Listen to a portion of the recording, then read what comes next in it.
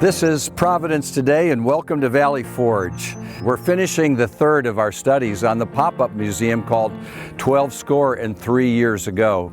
It's a very exciting program through Glenn Beck, and in the process of telling that story, we caught up with the very important and exciting historical student, David Barton.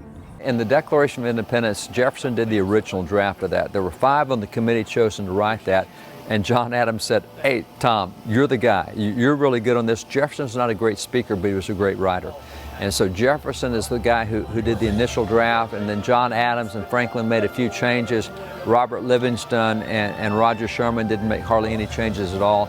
And so when you look at the original draft, it starts out with 161 words that set forth 6 principles of American government, follows it up with a bunch of grievances. Hey, Great Britain, you're violating these principles, so we're splitting. And the longest grievance Jefferson wrote was a denunciation of the slave trade. So in 1773, you had Rhode Island and Connecticut and Pennsylvania and Massachusetts that passed anti-slavery laws. In 1774, King George III vetoed every American anti-slavery law and said, no, you're part of the British Empire. We have slavery, you'll have slavery. That's when people like Benjamin Rush and Ben Franklin, signers of the Declaration, said, let's not be part of the empire anymore. We want to be anti-slavery. And so that sentiment was there. And so Jefferson, the longest grievance he wrote in the Declaration, said, we've tried to do things to end slavery. He keeps imposing it on us against our will. And so that was the longest, it was longer than anything about taxation, that representation, or anything else. And it didn't make it in the final draft of the Declaration because at the top it says the unanimous Declaration of 13 United States of America. They knew that if we weren't all united on what was in that document, Great Britain would pick us off and turn one of us against another and hit an issue that somebody was upset over. So everything in it was unanimous. And so Jefferson said that North Carolina, South Carolina, and Georgia did not want to end the slave trade. And although 10 did, 3 didn't, so it didn't make it in the final draft of the Declaration. But Jefferson's own hand, he writes it out, and he writes, when he talks about African Americans, he says men. He does not call them property. Those in the South, they're not people, they're property. Jefferson said men. He wrote it in capital letters. The only word other than the title that he put in capital letters. And he said the so-called Christian king of Great Britain won't let us in slavery, and he underlined Christian. It's like, this guy's a hypocrite. He says he's Christian, he's not allowing us to end slavery. So that was Jefferson's strong personal feelings. Didn't make it in the final draft, but it wasn't because he didn't want it to be there, because he drafted it, that's what he wanted, it just didn't make it because of North Carolina, South Carolina, and Georgia. I was never taught that about the first draft. I've had that draft of the Declaration. That's from 1826. I've had that engraving for years. And it wasn't until I was just sitting here and it was down in a case that I looked down and I went, wait a minute, why is men capitalized? That I looked at it and went, oh my gosh, look at this. It's never, ever told. So just like represented by the cabin here, right? This is meant to represent these slave quarters, the cabins that these people would be forced to live in.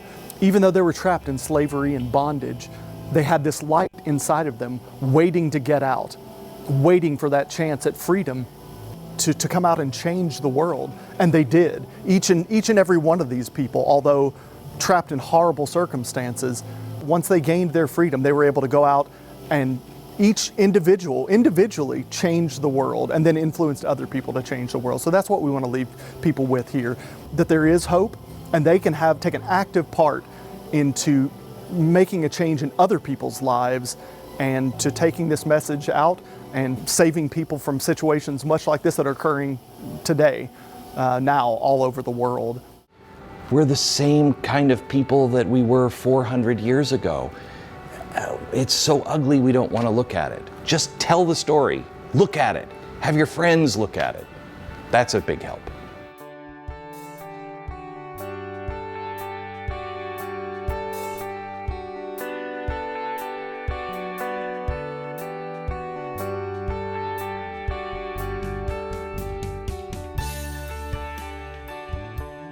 Having looked at that draft of the Declaration of Independence by Jefferson, it reminds us of some extraordinary insights we normally don't get, such as the emphasis on a Christian king and men all in capital letters.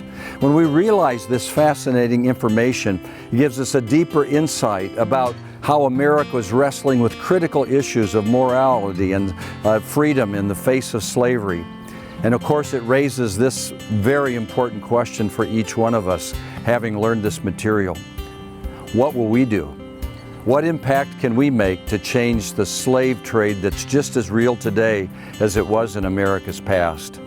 This is the power of history impacting our decisions and our lives in the here and now. What will you do?